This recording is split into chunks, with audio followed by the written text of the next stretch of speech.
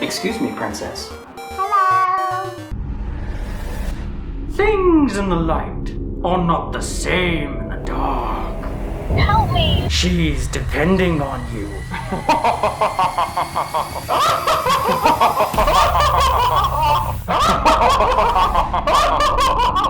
Do I smell fear?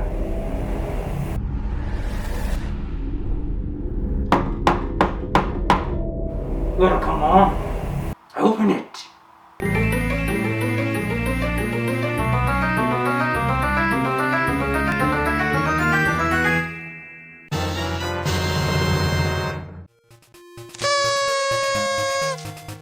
Yeah, but this is for the CDI. Here. Oh, well, alright. So the CDI is a very interesting piece of video game history. And you might be wondering, how there's a Zelda game on a non-Nintendo console? Well, there's actually 3 of them, and a Mario game.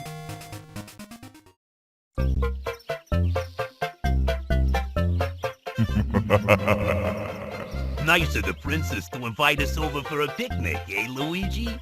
I hope she made lots of spaghetti. Luigi, look! It's from Bowser.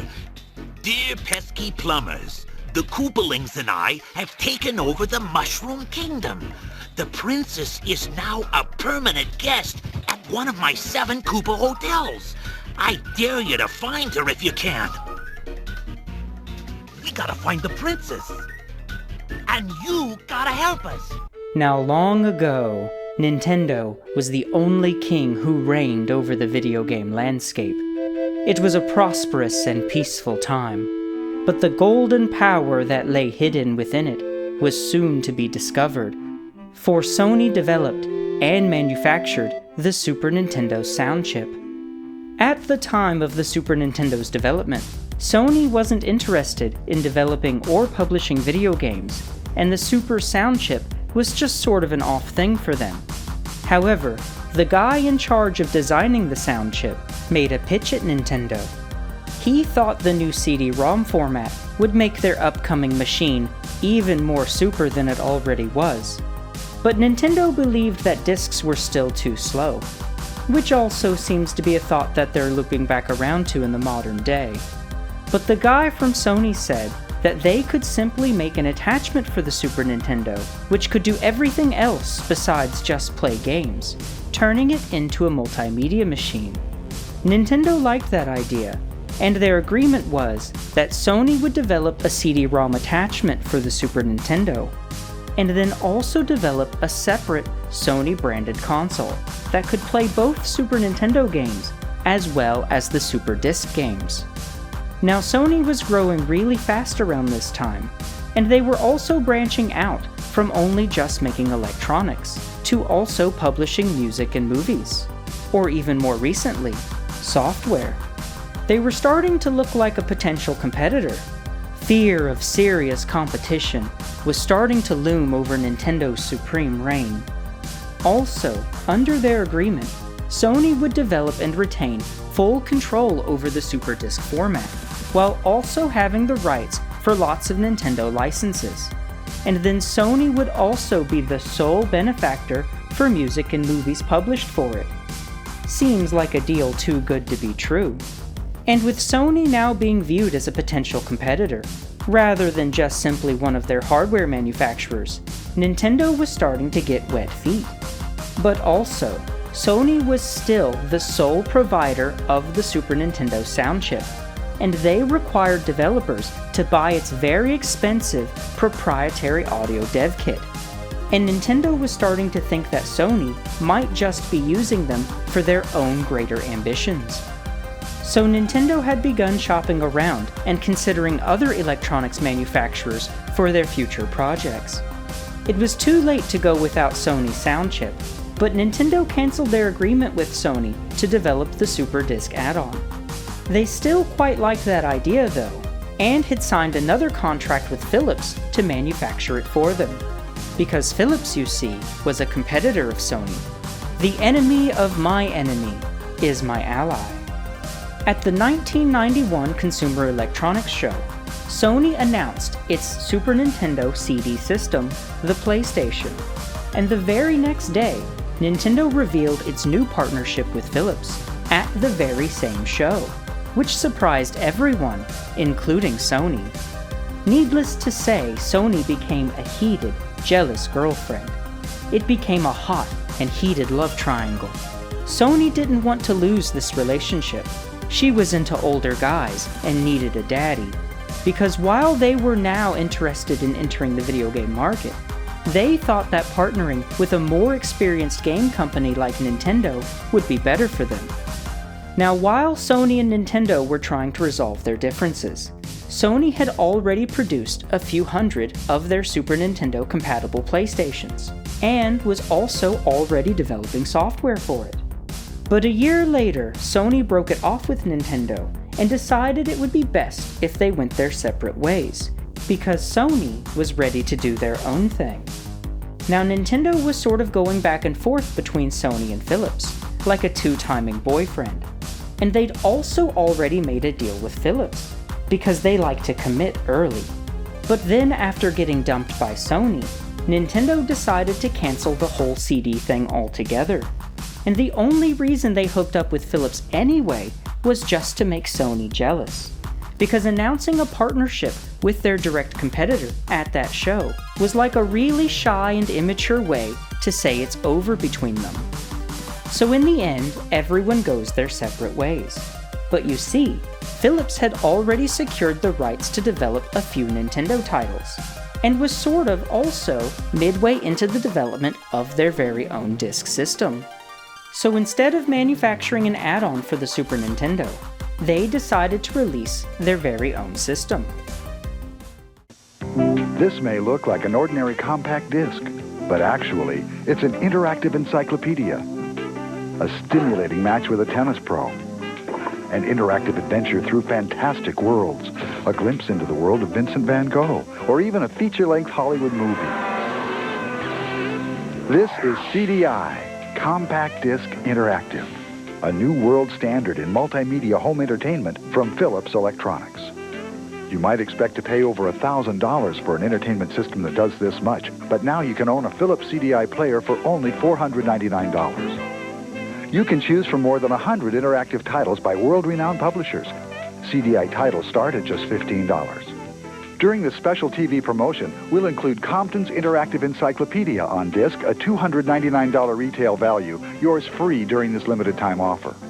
Call the number on your screen now for a free brochure and for the location of your nearest CDI retailer. The Philips CDI debuted in 1991 as the world's first multimedia machine. For $500, you could experience the magic of what would later become a YouTube-proof legacy. My favorite one is where you can watch this guy read the entire Bible, and this video is for real, days long. Now $500 in '91 is well over $1,000 in today's money to play some of the best, worst games of all time. Philips knew that their games were bad, so they marketed it at old people as an all-in-one high-tech family machine. You can really tell who these ads are for right away. You already knew the CDI was going to be a commercial failure. I didn't have to tell you that. And even if you've never heard this story before, I'm sure you could have guessed.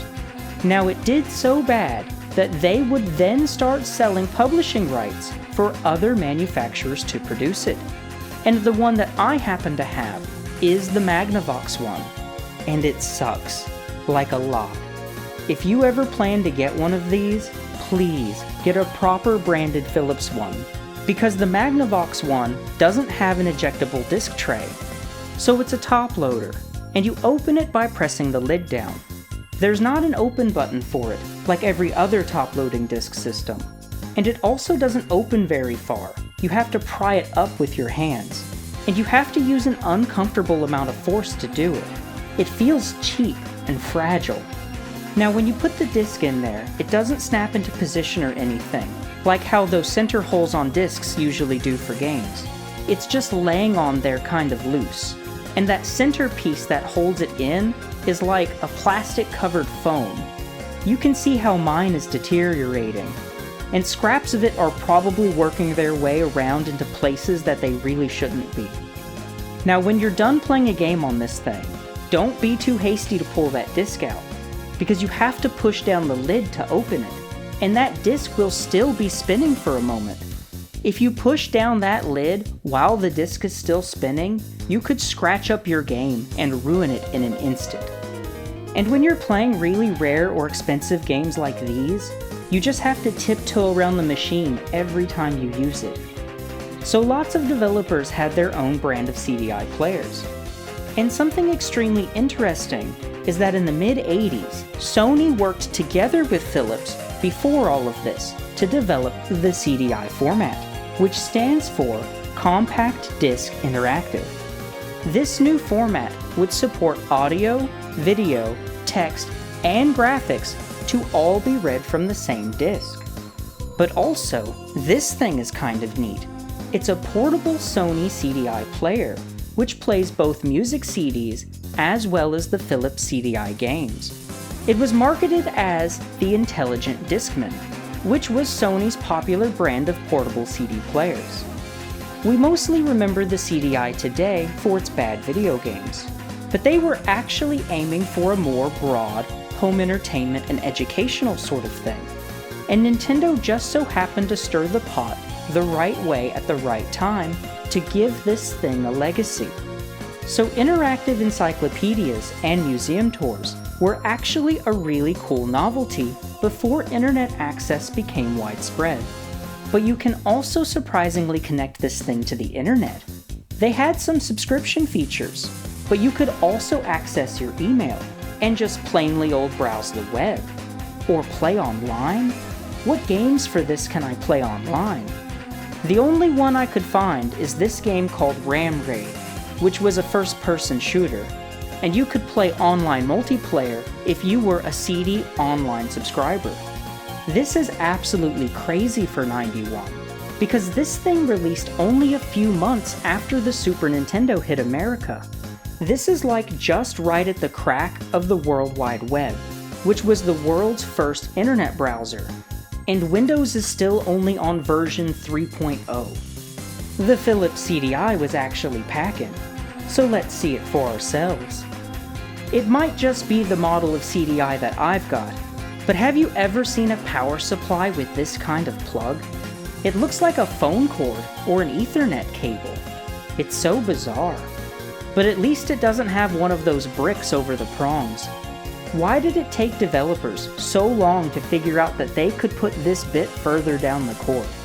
The Magnavox CDI also got a standard 3-prong audio-video setup, which is certainly convenient, but it's also sort of an oddity for this time. So in the modern day, just about everything uses HDMI, and it's all standard. But there was a time when so many consoles each had their own proprietary audio-video cables, and you either had to have that specific branded one or get some sort of adapter for it. The Model 1, Super, and Genesis can each both use the same RF switch as the NES, but then all the later models each have their own special cables. So every time you want to play something else, you gotta get behind that bulky box TV and switch those plugs. If you've never done it before, it's a whole lot more work than it sounds, because that box is heavy, and it's probably connected to other stuff. So you can't exactly pull the whole thing out, or just turn it around. You would have to balance it on your hip while reaching around the thing, trying to feel around for the ports because you can't see back there. So having standard audio-video cables like this is really nice, because these are the same sort of cables that you would use for something like a VHS player. But now that we're all caught up on the CDI's history, let's get it. Ever so carefully push down the lid. Wouldn't want to damage a rare game like this.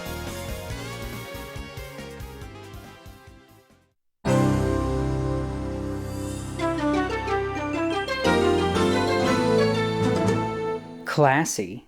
Now that's how you know you've got a modern entertainment system. The audio quality of the CDI is fantastic. Produced by Veritas. Never heard of them before, but let's see. They were a third-party developer from Los Angeles in the 90s, and they did a total of 6 games, all educational, except this one. Looks like a promising portfolio. We got Eco East Africa, the virtual simulation game. Savage, the ultimate quest for survival. This video is cool. I wonder what kind of game it is. Oh, a furry roleplay harem. It's a sniff and spray adventure. Anatomy is like a museum tour of the human body, with mini-game segments along the way. This one's kind of neat. Reminds me of something that I may have played at the computer lab at school. And Safety Monkey. Oh yeah, that's good stuff. Definitely gonna play all of these later. And then they also did a port of Sesame Street Numbers for the CDI. With a rapport like that, I'm excited to play their only non-educational game. The following experience is presented in stereo. Well, it just keeps getting better, doesn't it? You ever play an old game in stereo? It's certainly an experience. Can't say if the sound quality is actually any better, but you do get to feel that bass. Those old TV stereo setups are so extra, with speaker boxes about as big as the screen itself.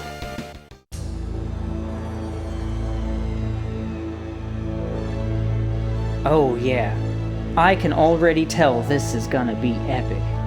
However good or bad this game is, it's gonna be epic.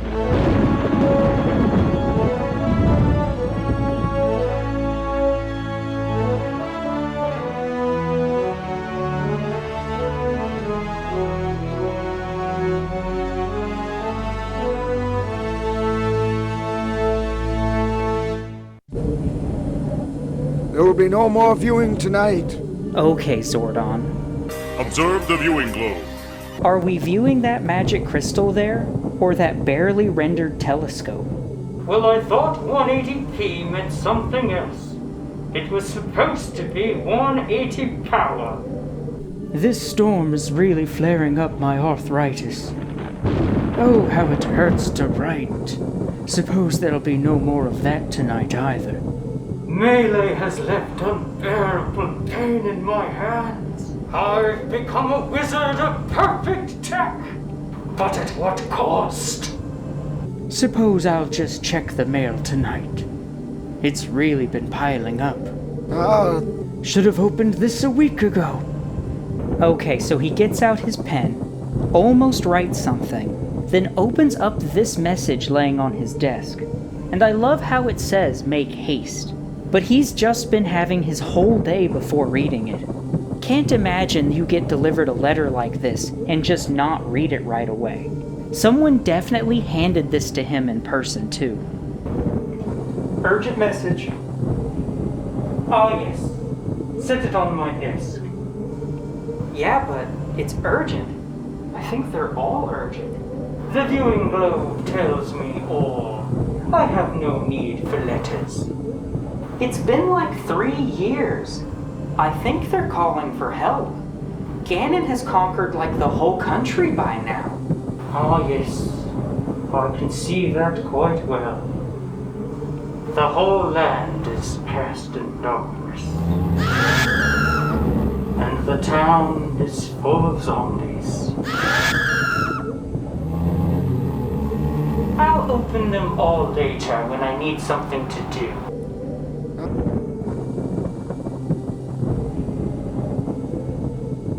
May I help you, please? Oh, don't be silly. You're a woman. And a child. But mostly because you're a woman. Where will we find the hero we need in such dire times? And so it was that Ganon, Lord of Darkness, had taken over Ptolemaic. He had stolen the treasured celestial signs and captured Link. A brave warrior would have to be found to face this evil monster. So Ganon stole the treasured celestial signs. Forget the Triforce. He after Sagittarius and Gemini. Boy got mad pussy game now. That's how he finally gonna pull a Zelda. Hey baby girl, when's your birthday?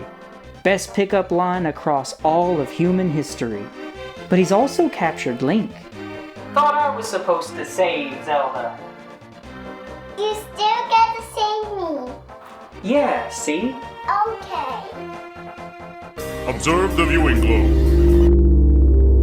Have you tried the Popeye's chicken sandwich? Made with our buttermilk crispy chicken That's a and our really good delicious deal. toasted...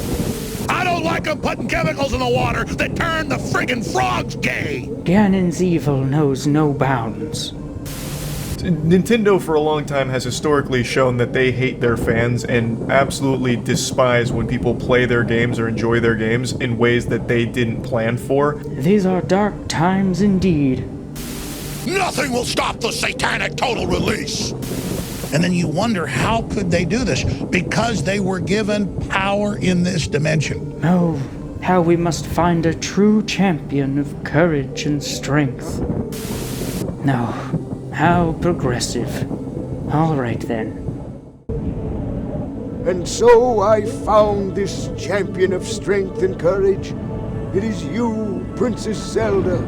With this magic pendant, go forth, and with each sign you gather, so too will you gain knowledge. Find your magic wand, use it wisely, and listen to your allies along the way. Go now, my princess, restore the celestial signs and rescue Link. Extra Dungeon is an all-new webcomic written and drawn by yours truly. There's cool animations and lots of little secrets to discover. You need to check this out. It's totally free. Plus, there's a shop with some sweet merch on there.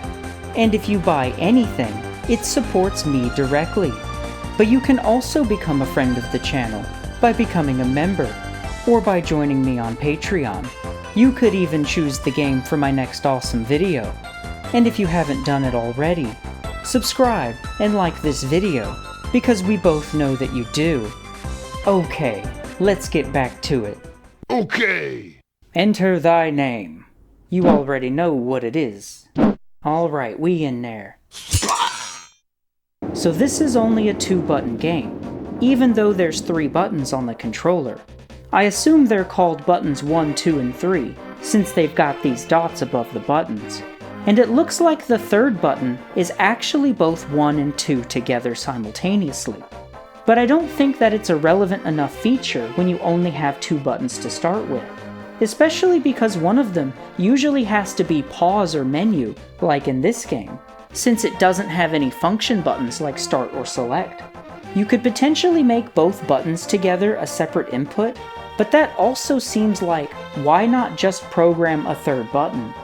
I wonder if any games can utilize the extra buttons on the remote, or if they're all just 2-button games.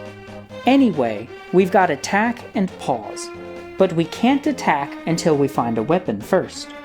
Look at that beautiful inventory. Can't wait to fill this out. And then we can look at the map, but it's empty at the moment. So as you may already know, the original Zelda was the first console video game with a save feature. And what's neat is that the CDI has some internal memory for saving games. But unfortunately, mine and many others have their save batteries dried out by now, because the CDI also has an internal clock. Seems to be a common problem with a lot of old games. Some of the Pokemon games also have to face this same fate eventually.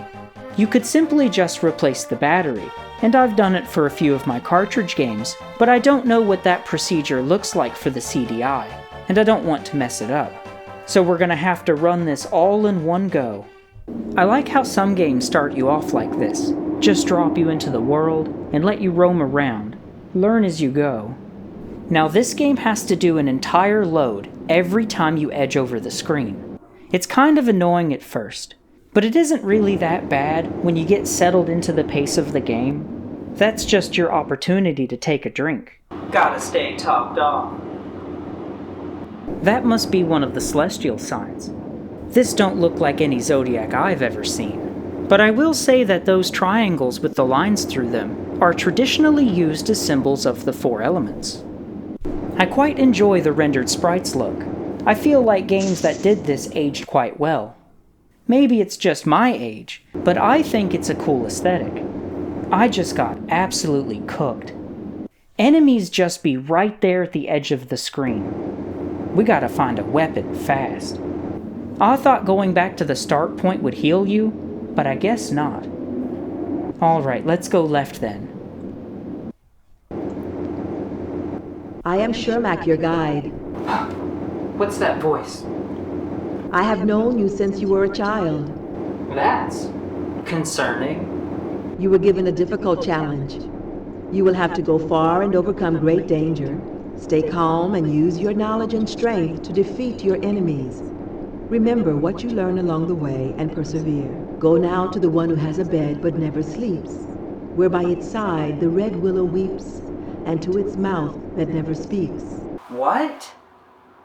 You can barely even hear what it's saying. Go now to the one who has a bed but never sleeps, where by its side the red willow weeps, and to its mouth that never speaks. But I think it's something like, go now to the one who has a bed but never sleeps, to where by its side the red willow weeps, and to its mouth but doesn't speak. Which is obviously a play on that old riddle describing a river. Suppose we just keep wandering around here. Not that way, though. Enemies are just right on top of you as soon as the screen scrolls over. There doesn't seem to be much thought on enemy placement. Usually these sort of games have very carefully thought out enemy positions, but here on the CDI, they're just kind of wherever and all over the place. I guess this place is like Stonehenge for Hyrule. Is that a hole in the ground? Or is it a cave that I can enter, maybe? Doesn't seem like anything I can interact with, though. But it's also not a part of the rendered background either. I can get underneath of its sprite. It does act as a wall, but maybe it's like a bombable hole or something. Zelda! Zelda! There it is again.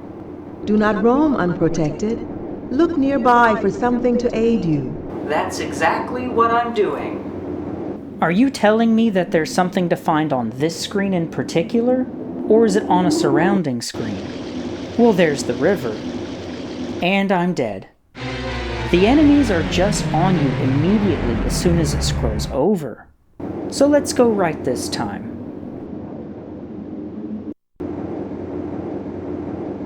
This whole time it was just one screen over from the start. I actually went in every other direction.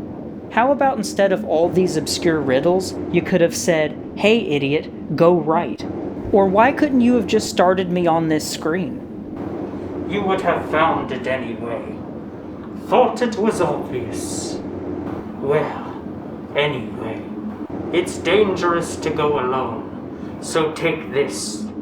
I anoint thee with the anointed whooping rod. Go now, and discipline Ganon's forces with holy strength. Now that's what I'm talking about. Alright, let's test this out. Oh yeah, we dangerous now. Enemies still move incredibly fast though. So you almost have to pump the button every time you move to a new screen. At least enemies get pushed away when you hit them. So most of the time when they jump on you, you'll only take one surprise damage. Naturally, enemies drop hearts and rupees, just like you'd expect. It's quite satisfying to swing this thing around. The heavy sound makes it feel powerful. We got good enemy variety so far.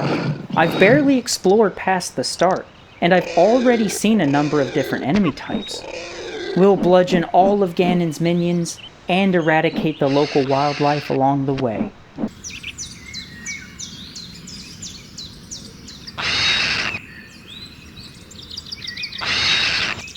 Forest of Oahan? Ogbam? Forest of something. Let's get back to that river area, since that was our first riddle. Oh, it's a merchant. Is that a sword and a shield? Come here, bright young lady. I have a wonderful bargain for you. Take some Ogam herb for free. Then look around. There's plenty to... Oops, I didn't mean to leave the screen. I wanted to hear him out. So I guess he only says it once, then. Seems weird that you can't push a button to make him talk again. We'll just have to remember to hold completely still when someone's talking. Because quite often in these old games, the NPC dialogue is your only way to know where to go. So enemies don't respawn unless you die, which is really nice. Suppose it's a trade-off for the load at every screen turn. So when she said the river had a mouth, she meant that literally. Guess we can't cross the river yet. These Yeti boys are a feisty bunch. Are they the same boomerang guys from Zelda 1? I wonder how many returning enemies we can spot. The Moblin Inn. Alright, well let's go check that out. It's a trap! These are those same flower boys from Zelda 1. They're especially threatening in Ocarina of Time, too. And they're kind of a pain in this game. They just don't stop shooting. Maybe this is an enemy to avoid fighting. They payin' up pretty good, though. It's not so bad when it's just one, but fighting 4 of them at once is chaotic with all of them shooting at you constantly. Never mind. Forget that. P-Hat's got no cap. Alright, we got 100 money. Let's go buy that sword. In order to buy something, you have to select the rupee from your inventory. Superfluous design. That was a wise purchase, young princess. Indeed. Alright, let's see. Oh, it's a treasure. That must be the candle then. Doesn't do anything out here. Maybe it's only for dark rooms. The boomstick is good enough anyway.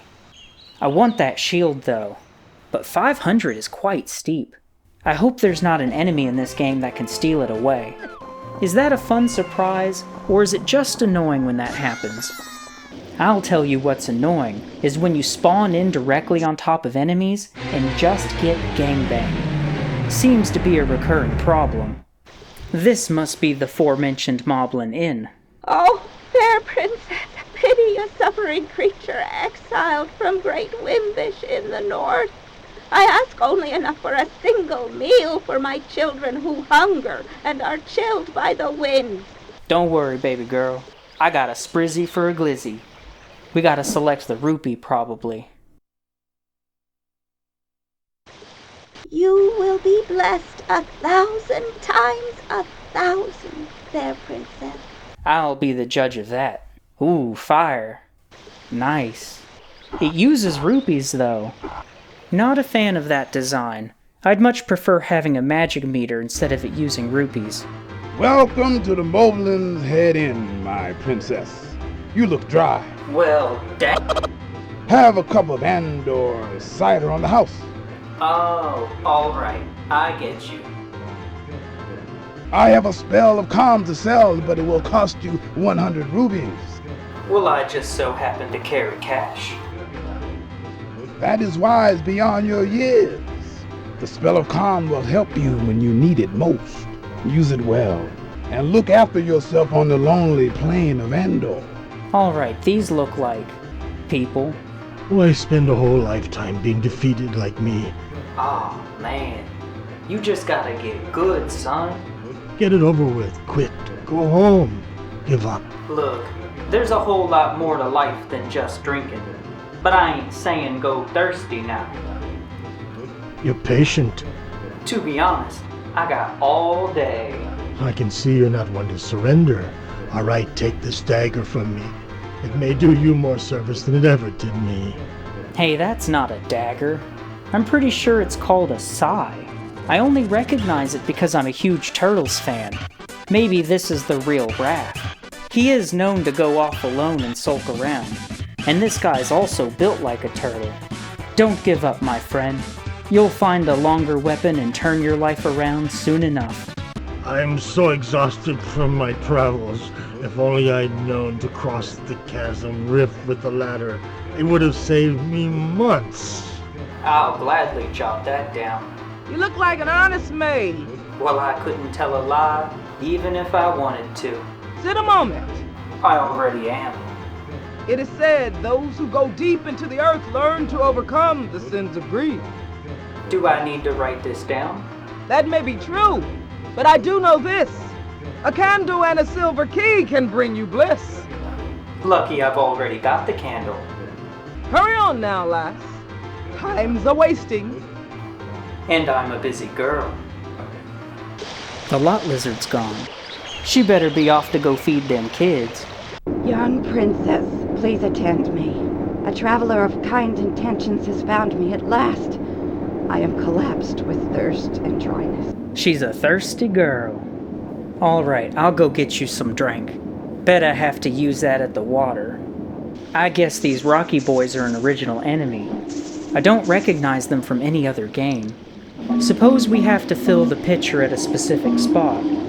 Gotta put it in her mouth. We probably can't burn any of the bushes. I doubt this game is that intricate. Drink up, baby girl. You thirsty. Bless you, princess. You have saved the life of a weary old woman. I offer you these treasures. Alright, so what is that? The manual says it's a vial of wind.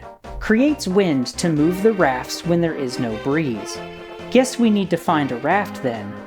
We also got the Calm spell, which has the power to calm the elements. And Firestorm is a spell that uses the power of fire to attack enemies coming from many directions at once. So it's essentially a four-way shot. And the Dagger, a moderately weak spell, but it moves quickly through the air.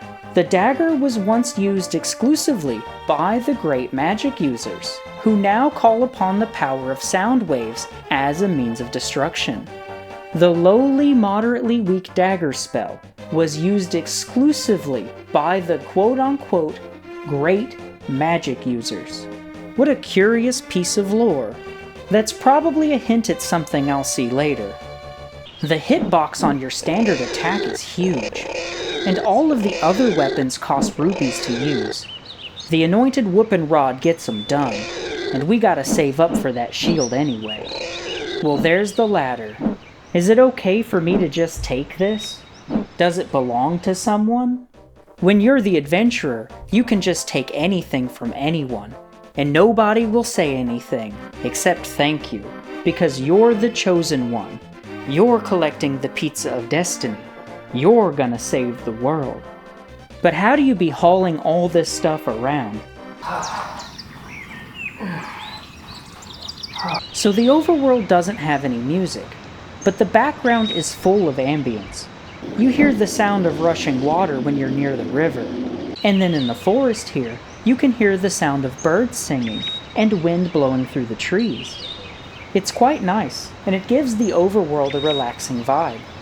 We've also got spiders in the forest, one of the most generic enemies across all of video games. But they were especially annoying in Zelda 2. A spider bites you.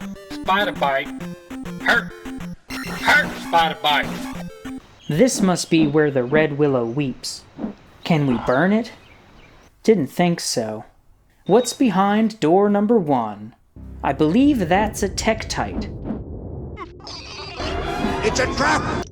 Bonus, bonus, bonus. And it's my lucky day, apparently. I think this cave is a dead end. Let's try the candle. Nothing. Just a pointless room, I guess. It's got one of those treasured celestial signs on the door, though. Maybe we're supposed to come back to it later. How about door number 2? Beware the evils of greed. There's that voice again. Act quickly. Where are you? Think on your feet, and you will be rewarded. Get out of my head. Do not come in here. You're not wanted. I am Lord, and this is my shrine, all mine. Was any of that coherent speech? I'm losing it.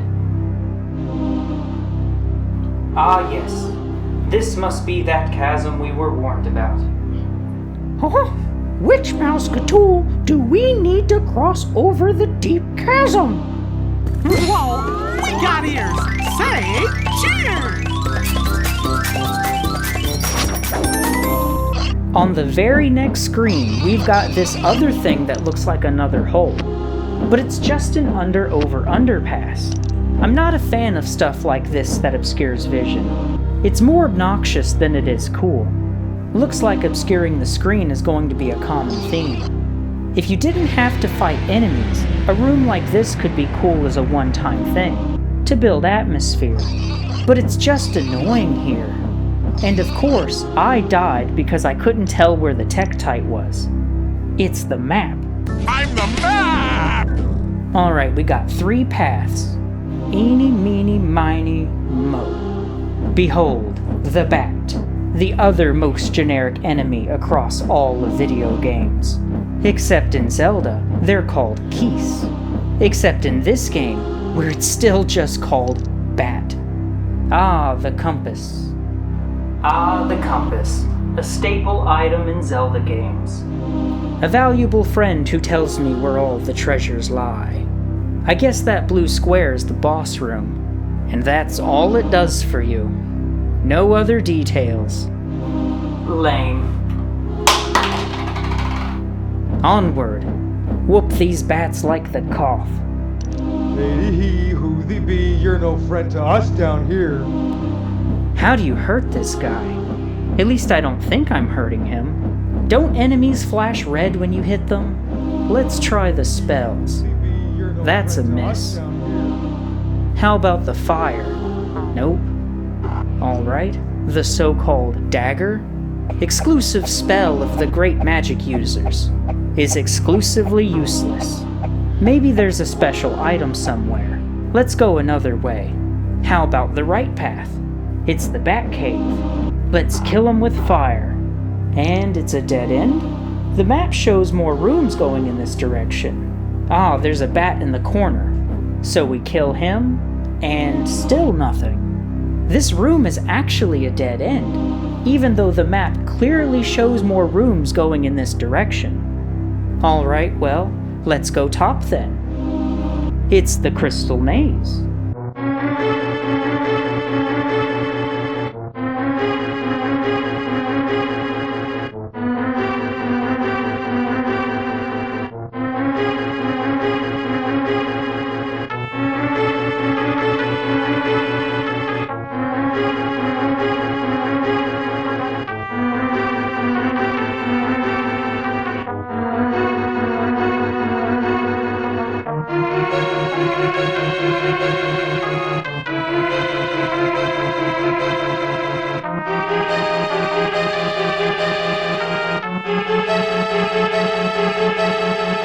Behold, a fancy pair of red boots.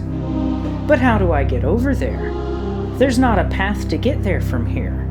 Looks like you have to access the other side of this wall from another room. But the room on the right is a dead end. I guess we'll try fighting that red guy again. Still can't hurt him. Ah, the bottom of this screen was a door the whole time, and I just hadn't noticed it until now. Oh, what do we have here? Oh, what do we have here? A human person's coming close. Why, what a great event!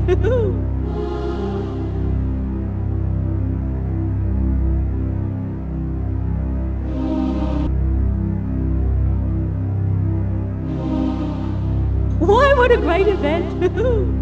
It isn't cursed, is it? Let's see.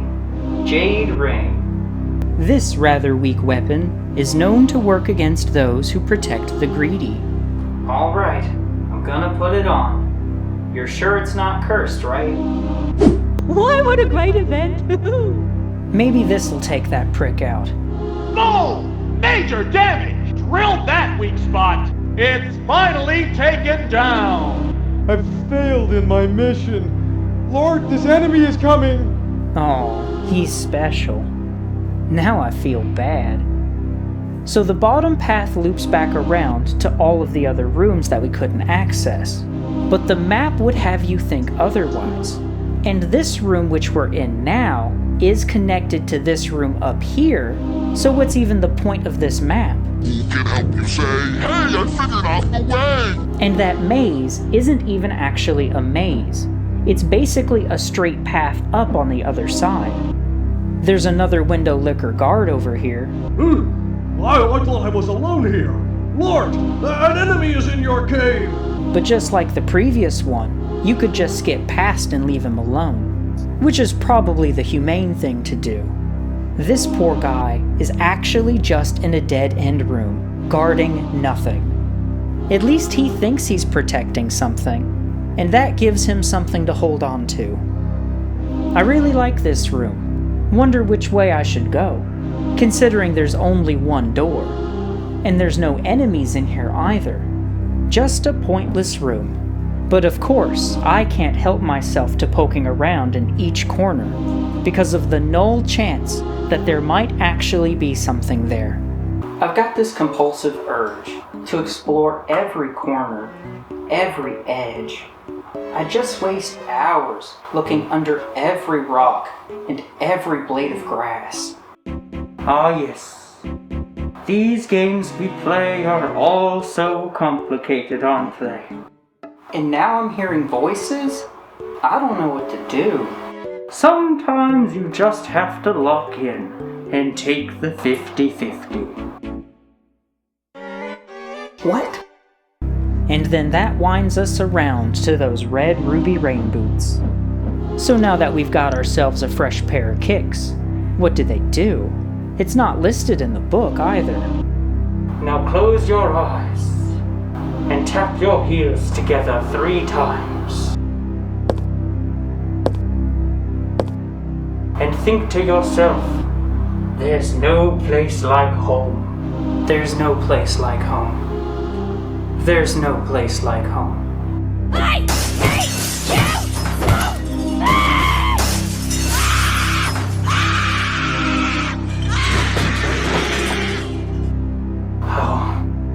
I'm so terribly sorry. And just up ahead, we've got our first dark room. Wonder what we do here. Wow, what riveting gameplay. And then the candle is a consumable item. Hopefully this isn't something I'll have to buy frequently. Vision obscuring mechanics aren't fun or clever. It's just annoying. I can't tell you how many times in games that I just couldn't be bothered to find a light source item and brute forced my way through a dark area. I will actually crank up the brightness all the way because I'm not playing that. Oh, hello there. I said this is my cave, mine. This is the shrine of rock and I am Lord. Go away, take nothing, it's all mine. You know, we used to put kids in the special class for that kind of behavior. And for not speaking English. Hey, who goes there? Aren't you letting me and my boss, Lord? You can't come in here. We just got the whole short bus in here, don't we? The entire Yu-Gi-Oh! Lunch table, all in the same class. What is he doing over there? Dude is just bumping around into the wall. Doesn't even acknowledge that I'm literally killing him. Hey, Lord, watch up! She's coming! You know, now that I'm thinking about it, wouldn't it be inhumane to leave that other guy in here all by himself? Poor guy. You won't have to be alone anymore. You're going to a better place now, where you can play Yu-Gi-Oh! Every day. So even though the candle is consumable, that room doesn't stay lit and goes back to dark every time you enter it.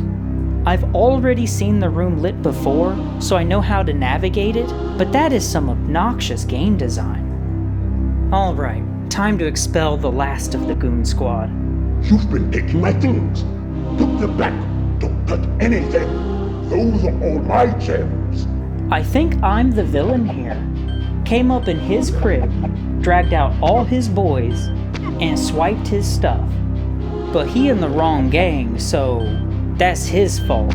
Shoulda wore a blue flag. That's why you can't understand him. Boy can't say certain letters. I feel like you're supposed to have that shield for this fight, but I figured out that he don't really come over to the left side of the screen as much, and your spells destroy his axes anyway. Something to note is that you can't recast your spell until the sprites from the first one disappear. So this match boils down to a test of endurance.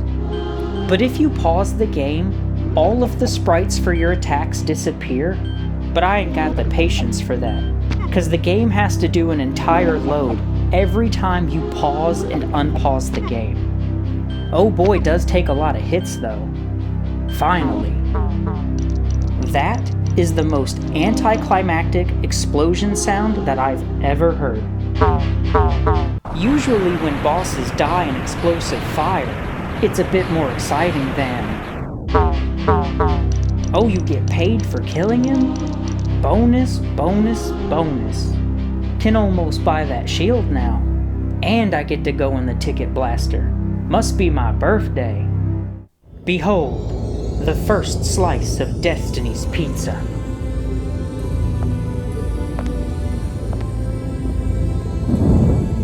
Congratulations, Zelda. You have prevailed. Hurry now. You must travel to a place festival. Rumor tells it is found in the great forest to the north. And remember, all is not what it seems.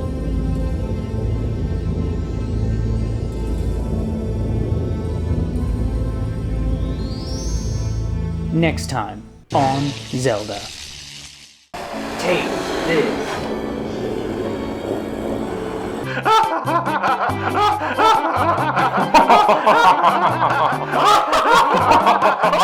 Alright, you leave me no choice.